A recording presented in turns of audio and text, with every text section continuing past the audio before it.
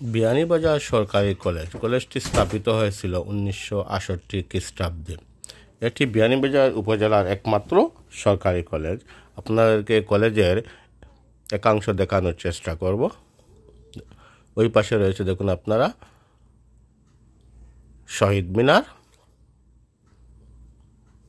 দেখুন, আর ওইখানে যে ভবনটি আপনারা দেখতে পাচ্ছেন ওইখানে ছিল লম্বা টিন শেডের একটি ঘর বা ভবন। ওই ভবনটির নাম ছিল কলা ভবন। যারা আগে এই কলেজে লেখাপড়া করেছেন তারা ওই ভবনটিকে কলা ভবন নামে চিনতেন, এবং লম্বা টিন শেডের একটি ঘর ছিল, তা এখন আর নেই, এখন শুধু স্মৃতি। দেখুন আপনারা এই কলেজে এখন শুধু বিল্ডিং আর বিল্ডিং, চতুর্দিকে কলেজের বিল্ডিং। কলেজের লেখাপড়ার মান মোটামুটি ভালো। উপজেলার পার্শ্ববর্তী উপজেলা বড়লেখা ও জকিগঞ্জের অনেক শিক্ষার্থীরা আসে এই কলেজে লেখাপড়া করেন। কলেজের মান, শিক্ষার মান ভালো। দেখুন আপনারা কলেজটি, আপনাদেরকে কিছুটা অংশ এই কলেজে দেখানোর চেষ্টা করলাম। হয়তো আমার মতো অনেকেই এই কলেজটি দীর্ঘদিন দেখেন নাই, দেশের বাইরে রয়েছেন, তাই আপনাদেরকে কলেজের একাংশ দেখানোর চেষ্টা করলাম। দেখুন,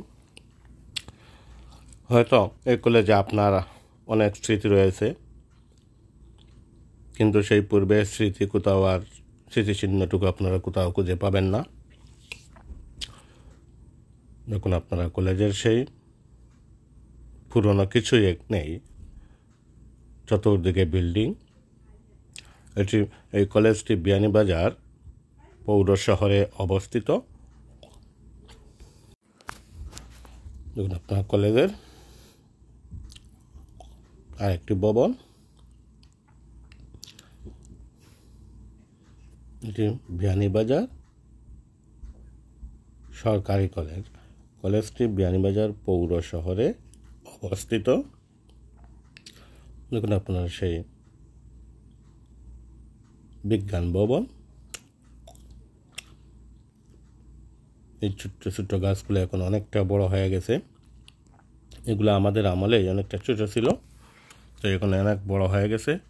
আসলে এই কলেজে অনেক শিক্ষার্থী লেখাপড়া করেছে, যারা এখন বর্তমানে দেশের বাইরে অবস্থান করছেন বা অনেক দেশের শীর্ষ পর্যায়ে চাকরি করছেন। তো আপনারা হয়তো অনেক স্মৃতি থাকতে পারে এই কলেজে, তাই আপনাদেরকে এই কলেজটির একাংশ দেখানোর চেষ্টা করলাম। দেখুন আপনারা কলেজের চতুর্দিকের দেশি না হোক একাংশ আপনাদেরকে দেখানোর চেষ্টা মাত্র। দেখুন আপনারা কলেজটি সেই বিশাল একটা জায়গা নিয়ে অবস্থিত।